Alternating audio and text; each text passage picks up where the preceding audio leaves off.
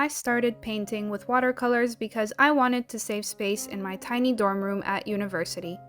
Up to that point, I was, and still am, an acrylic painter. I decided to film this video because what you are seeing here is my first painting after not touching watercolors for about 3 years, and I feel like it's a medium I missed a little. So maybe some of you out there are feeling the same way and needed some encouragement or a place to start. These are 5 tips for diving into watercolor painting again after a long break. These tips are in no particular order, so just take away whatever is relevant to you. Tip 1.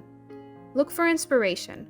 Perhaps you already saw something that inspired you in an art gallery or online, but maybe also have a look at a few more versions of that thing painted by others to kickstart your creative brain.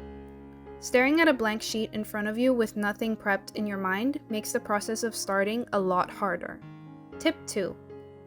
Pick a simple version of what you want to paint that will allow you to reconnect with the basic techniques.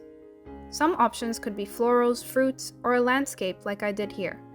For me, watercolor painting didn't come naturally, and it took a lot of patience to practice simple basic techniques like blending colors, creating gradients, or controlling water to paint ratios.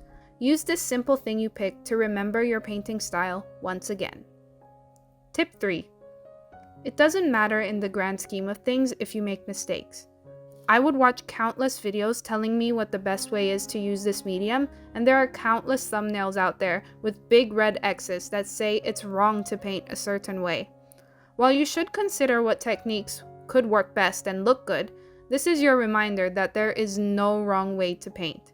So be patient and kind to yourself, like I was when I very clearly overworked the blue color of the water in this painting. Tip 4. I don't hear a lot of people say this, but maybe take some time to look in a positive way at your old watercolor paintings and sketchbooks.